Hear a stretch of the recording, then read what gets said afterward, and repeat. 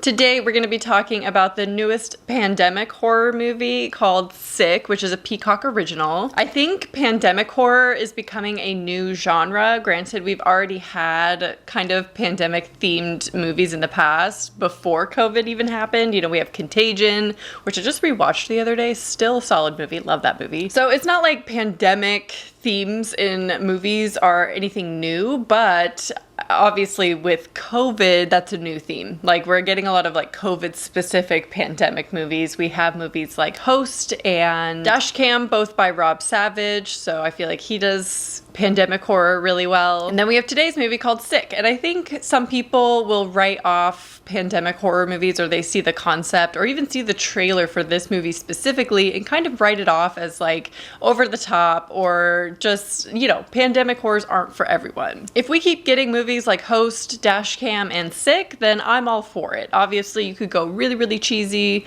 with these things, and sometimes I even think that the pandemic stuff in Host doesn't age that well, and so it will kind of date the era that they take place in, but if they're done well, I think these movies will be really fun to look back on. While quarantining at her family's lake house during the pandemic, Parker and her best friend are threatened by an unexpected visitor. So this movie takes place at the very beginning of the pandemic in April 2020, and it's a home invasion style horror movie slasher, which is very similar to some other movies that I've reviewed, where they're isolated at a house. Again, why are all movies coming out doing this, where they're going to a cabin or a lake house? Or Fern has joined us, by the way. She's over there. So Sick is directed by John Hyams, who also directed a smaller movie. Well, I don't want to say smaller movie, but a lesser known movie called Alone. And I had initially thought I'd never seen this, but then I read the plot description and realized that I had watched it, and it was pretty good from what I remember. It's very similar to where I didn't have expectations going in, but ended up really liking it. And then, of course, Sick is produced and written by Kevin Williamson, which is why a lot of people are actually excited about this movie. So he was the writer of Scream 1 and 2, a very, cult classic, favorite among every single horror fan. He's also the creator of Dawson's Creek, and there's little homages to both in this movie. So I was fully expecting going into Sick for it to be exactly like the other two movies I've reviewed this week, where it's just your straightforward run-of-the-mill type movie. It just happens to take place during the pandemic. Just full of tropes, and overall just an average movie. And this movie kind of starts out feeling that way. It starts off very typical horror movie. I don't want to say it's really cliche or full of tropes necessarily, because it does kind of catch you off guard eventually, but it does kind of feel like a straightforward home invasion slasher movie throughout at least half of the movie. Even so, I feel like it's so well done, and the two characters were really believable, and they really sold the story for me and the experience, that the movie remained pretty suspenseful. I wasn't like bored throughout, or, like with the other movies I had watched.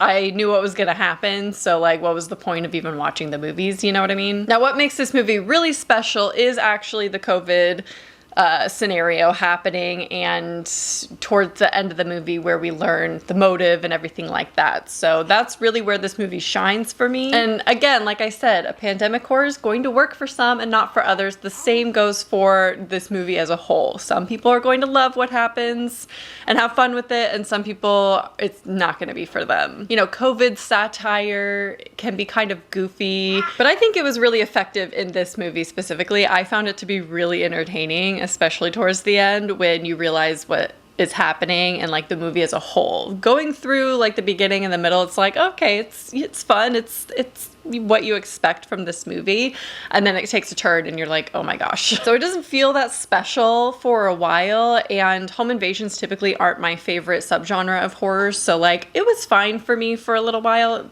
Just, run of the mill. I thought I was going to review yet another average movie, but then it does surprise you. I feel like also the characters were really believable because they make decisions that don't anger the viewer. I feel like the movie was written with the viewer's experience in mind, so we aren't like being frustrated but they're making stupid decisions, or we're not being spoon-fed information or things like that. And I think that's where you really feel Kevin Williamson's touch on this, because it is a fun movie at the end of the day, just like Scream. I wouldn't compare the two. I do think Scream is better and just better written of a movie, but it's very similar in tone and how the viewer experiences the movie. So overall, it's a great, fun, entertaining slasher movie with COVID as a main driving factor for the horror in this, which I think is really fun. So definitely check it out. I am going to get into spoilers because I really want to talk about why this movie is so fun. And it's not just because it's a slasher home invasion type movie. So there's actually a twist in the end, and I really loved the reveal for this because although we're teased it in the trailer, we see the part in the trailer. Sorry if my daughter is like being very loud right now. So in the trailer, we see a woman. So obviously Parker comes running and she's covered in blood, and she stops this car, and the woman's like, "Do you have your mask?" And she's like, "Are you kidding me?" And that seems like a fun, just like goofy plot point that's going to be in the movie. And then it just like is whatever. So it's kind of a fake out in the trailer, because what ends up happening is she gets in the car, the lady's like, "I have a mask, I'll give you a spare," gives her a mask, it's in a bag, and she's like, "It's sterile," and then she puts the mask on, starts to feel a little woozy, and then you realize that the mask is laced with chloroform, and she passes out. So the woman that is driving the car is actually in on everything, in on the home invasion and the motive for trying to kill them. Now, I think this is a really unique take and exactly what you should be doing with pandemic horror. I think this is such a smart and creative and fun thing to do to like capture someone, is like, oh, put on a mask because of COVID. Like, I think that's a really fun idea put into this movie, and I wish there was more of that throughout. There's a lot of like jokes here and there. These people feel very real as far as like the different types of people that we see or saw during the pandemic. Now, it does get kind of ridiculous and over the top with the motive of the killers. There was a party and there was some kissing going on, and they are just getting revenge because their son gets COVID. So it gets a little bit weird and like a little unbelievable towards the end of the movie, but it still is fun. It's still a movie at the end of the day. It doesn't need to be like super believable, like this is something that would actually happen, although I could see it kind of happening. And because the movie was pretty basic up until that point, I feel like it really did need to take a turn. It really needed something to push it a little bit further, and I think that was perfect for this movie. The movie's still not perfect by any means. I think I give it 3.5 out of 5, but definitely way more fun and enjoyable than my first initial thoughts going into the movie. So let me know if you've watched Sick, and I definitely recommend it. It's on Peacock, so if you have that, go check it out. I would love to hear your thoughts though, and look forward to one more review this week, hopefully. I hope you're enjoying Review Catch-Up Week, and I will talk to you soon. Bye.